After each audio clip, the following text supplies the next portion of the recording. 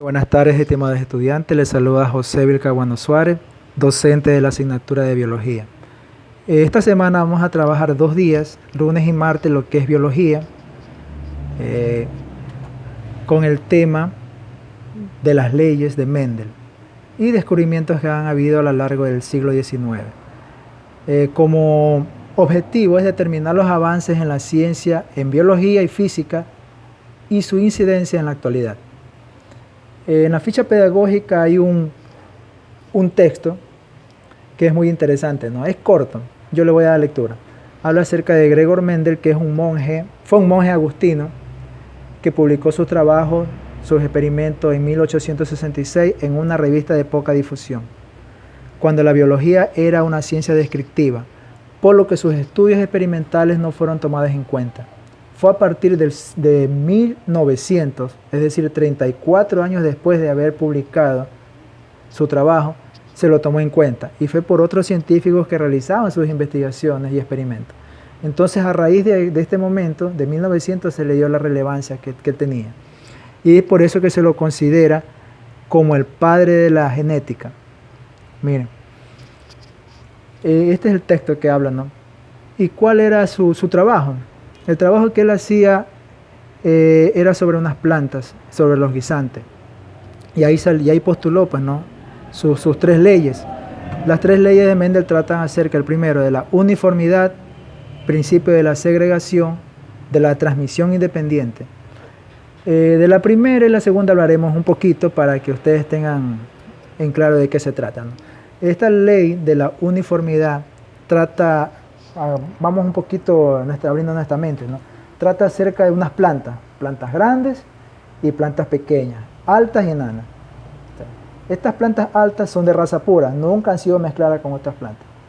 Todos los descendientes de esas plantas altas van a seguir siendo altas. Asimismo, las enanas nunca han sido mezcladas con nadie, con ninguna otra planta. Todos los descendientes van a seguir siendo enanos. Pero ¿qué es lo que hizo Mendel? A estas plantas, antes de que me olvide, a estas plantas se las denomina homocigóticas. Homo significa que todas son iguales, es decir, que son de raza pura. Si las homocigóticas altas y las homocigóticas enanas se unen, los descendientes se las llamará heterocigóticas. ¿Por qué? Porque van a tener los genes de la planta alta y de la planta enana. A estos descendientes se los denominó F1, ¿sí?, de la primera generación.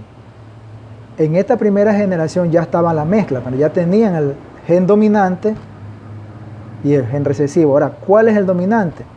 Las altas son las dominantes. Él observó, por eso sus experimentos, ¿no? El gen dominante es la planta alta. Como era dominante, sus descendientes todos salieron altos. ¿Sí? En la primera generación todos salieron altos. Por eso se llama principio de la uniformidad. En la segunda ley, que se denomina principio de segregación, ya aquí viene la que es la disyunción, la separación. Porque los descendientes de esa primera generación que ya tenían el gen dominante y el recesivo, ¿verdad?, ellos tuvieron también sus descendientes, ya no salieron todos altos. Él observó que de cada 4 plantas, 3 eran altas y 1 era enana. Por eso se llama segregación. Y la tercera, pues, de transmisión independiente, es una mezcla de la segunda generación, que es un cuadro bastante extenso donde hay varias diferencias, ¿no? No solamente ya de altura, sino también del tallo, en este caso del fruto que sale rugoso, todo eso, ¿no? Entonces, para que ustedes tengan conocimiento de qué se trata. Así brevemente también con las flores. Tengo la flor roja, que es dominante, y la flor morada, que es recesivo. Yo les digo, según el primer principio de la uniformidad de Mendel, ¿de qué color saldrían las flores? Saldrían de color roja, porque es el dominante. Todos van a salir rojos, uniformidad. Ahora, si esas que están de color rojo, que son la primera generación, se mezclan entre sí, recordando que tienen el gen dominante y el recesivo, ¿qué va a pasar con la segunda generación? ¿Saldrán todos de color rojo? No. Saldrán unos de color rojo y otros de color morado, porque ese era el recesivo, el color morado de la planta, la flor. Entonces, 3 rojas y 1 morada. Entonces ahí ve la diferencia, ¿no? Se va viendo la diferencia y también se puede aplicar en otra, no solamente en plantas, ¿no? Esa es una pregunta. Y ahí viene otra, ¿a qué se denomina rasgos dominantes y recesivos?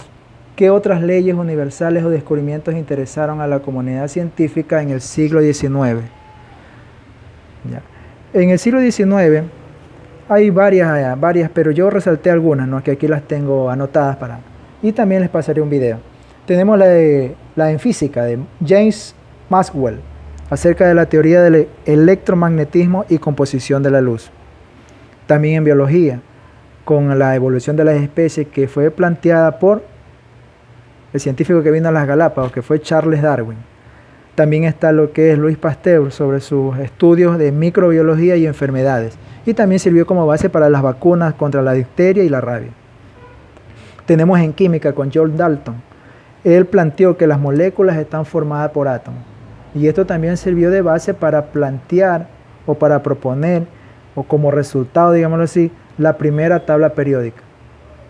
Y fue a raíz de los estudios de John Dalton. Tenemos también otras investigaciones, otros descubrimientos que tienen que ver con el teléfono, el telégrafo, la radio, también en lo que es en el telescopio de alta capacidad. Todos estos descubrimientos ustedes los van a poder ver, o teorías, en el video que yo les envío. Para lo que es segundo bachillerato, pues tienen que hacer un collage sobre todos estos descubrimientos. Si usted no tiene pues cómo imprimir o no tiene para recortar alguna figurita, pues dibuje, ¿no? No hay ningún inconveniente en eso. Eso es el trabajo que usted va a hacer. Son 6 preguntas, de los cuales la última tiene que ver con el collage. Las 2 últimas tienen que ver con los descubrimientos que interesaron a la comunidad científica. Y hacer un collage. Eso es para el día de hoy. Lunes. El día de mañana, martes, trabajaremos también con biología.